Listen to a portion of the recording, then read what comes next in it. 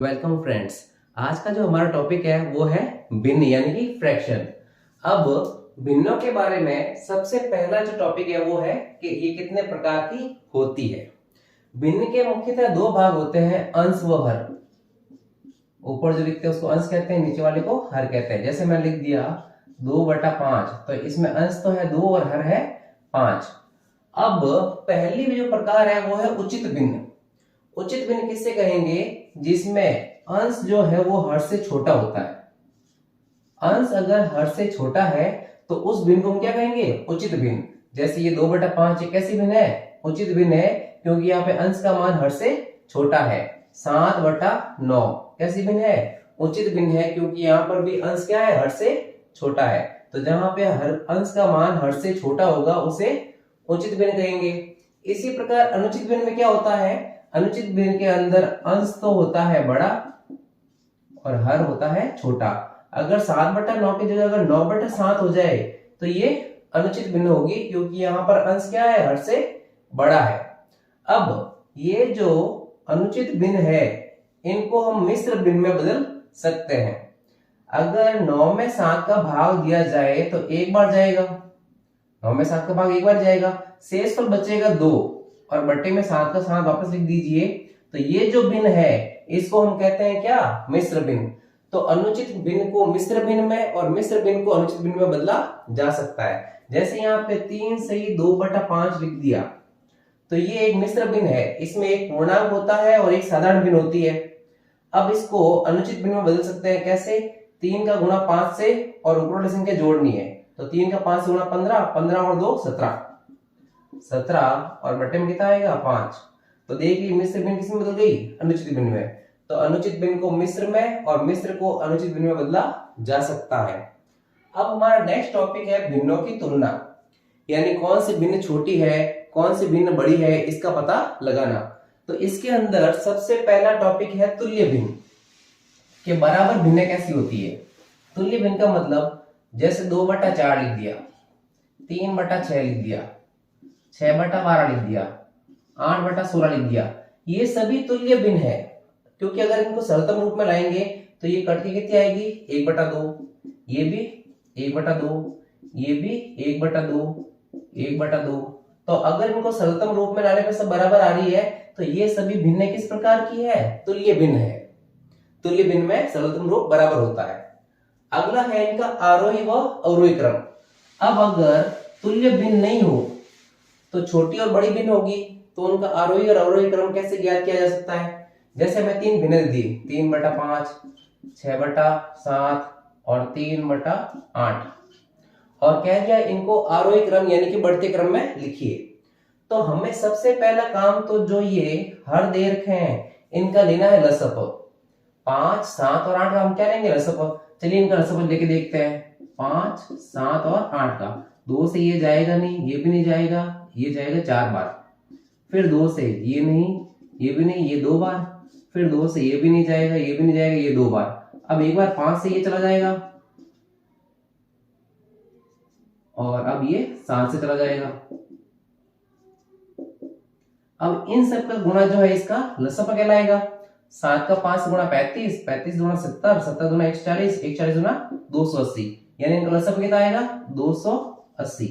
तो अब हमें इनको क्या करना है? सबको ही इसके बराबर बनाना है। जो हर है ना सबको 280 बनाएंगे। तो 3/5, 6/7 और 3/8, ये तीन अपने पास भिन्न है। सबका हर क्या बना देते हैं? 280। इसके लिए इनको क्या करेंगे? गुणा करेंगे। 8 को 280 बनाने के लिए, तो ये 8 है ना, पीछे बचा 35, इसको 35 से गुणा कर देंगे। 7 को 280 बनाने के लिए, तो 7 के अलावा जो भी ये बच रहे हैं 8 × 40, इसको 40 से गुणा कर देंगे। और 5 को 280 बनाने के लिए 5 के अलावा जो भी ये बच रहे हैं 8 से 56, इसको 56 से गुणा कर देंगे। 56 का 3 से गुणा, 56 × 112 और 168 बटा ये हो गए 280। 40 का 6 से गुणा, 240 और ये हो गए 280। 35 का 3 से गुणा, 105 और ये हो गए 280। अब हमें हर तो वैसे बराबर है, सिर्फ अंशों को देखना है। सबसे छोटा अंश ये है तो सबसे छोटी भिन्न ये हो गई, तो पहले आ जाएगा 3/8। इससे बड़ा कौन है 168, तो दूसरे नंबर पर आ जाएगा 3/5, ये इससे बड़ा है। और 2 चले 3 नंबर सबसे बड़ा है, तो लास्ट में आ जाएगा 6/7। ये सबसे छोटा है, ये सेकंड नंबर पे है, ये थर्ड नंबर पे है। ये इनका आरोही क्रम हो चुका।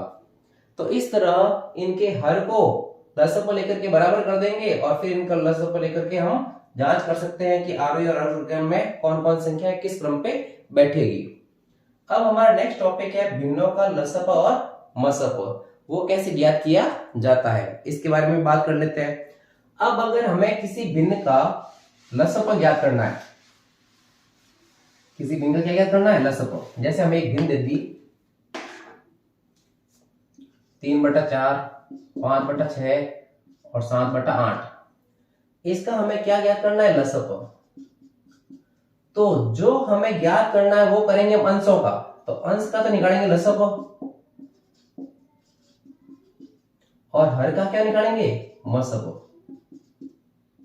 यही इसका लसअ होगा। जो पूछा गया है वो अंशों का निकालना है। हमें अगर इस भिन्न का लसअ निकालना है तो लसअ किसका निकलेगा, अंशों का, और दूसरा जो मसअ बचता है वो किसका निकलेगा, हरों का। तो इन तीनों का लसअ निकाल लेते हैं। 7, 5 और 3 का लसअ, 7 पंजे 35, 35 से 105। इनका लसअ कितना आएगा, 105। अब इनका मसअ 4, 6 और 8 का मसअ कितना आएगा, इनका मसअ आ जाएगा 2, तो 105/2। ये हो गया इनका क्या, लसअ हो गया।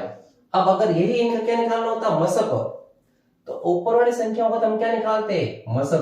अगर हमें इसका मसअ पूछे तो अंशों का क्या निकालेंगे, मसअ, और हरों का क्या निकालेंगे, लसअ। अब यहाँ पे अगर इन अंशों का मसअ निकाला जाए तो इन सबका मसअ 1 आएगा। कितना आएगा, 1।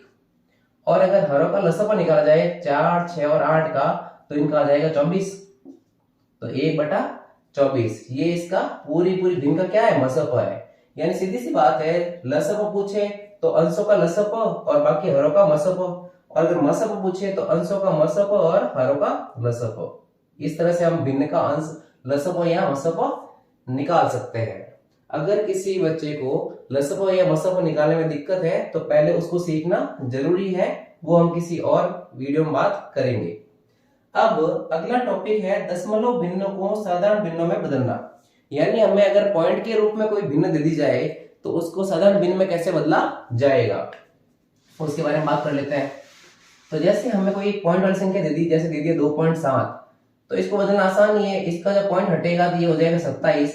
अब पॉइंट के बाद कितना अंक है, एक ही अंक है ना, तो एक अंक है तो बट्टे में कितना आएगा, 10। जैसे दे दिया 23.23, जब ये पॉइंट हटेगा तो 2, 3 ये तो रहेंगे ही। पॉइंट के बाद यहाँ पे 2 अंक है तो यहाँ पे 100 आएगा। यानी पॉइंट के बाद जितने अंक है उतने ही शून्य लगेंगे एक के पीछे।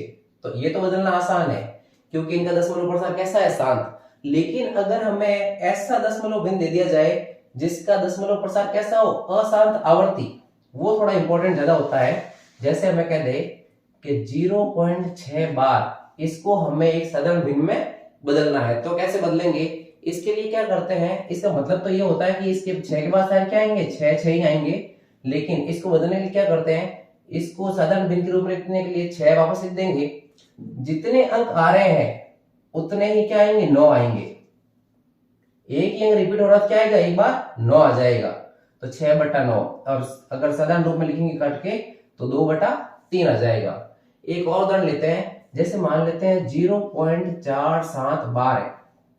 अब यहाँ पे इसका मतलब पहले समझ लेते हैं। इसका मतलब है 0.477, जिसके ऊपर बार है उसी क्या होगी, पुनरावृत्ति होगी। तो ये जो अंक है इसका क्या यूज है, तो देखो 47 का 47 वापस आ जाएगा। जिसके ऊपर बार नहीं है उस अंक को घटा दो, जिसके ऊपर बार नहीं है उस अंक को क्या कर दो, घटा दो। अब जितना बार है वो तो क्या आएगा, 9 आ जाएगा, और जिसके ऊपर बार नहीं है उतने 0 आ जाएंगे, तो बट्टा 90। तो 47 में से 4 गया तो 43, और बट्टे में कितना, 90। इस तरह इसका उत्तर निकल जाएगा। तो इस तरह से हम जिनका दशमलव प्रसार अशांत आवर्ती होता है उन्हें भी साधारण भिन्नों में बदल सकते हैं। अब अगला टॉपिक नेक्स्ट वीडियो में बात करेंगे। Thank you.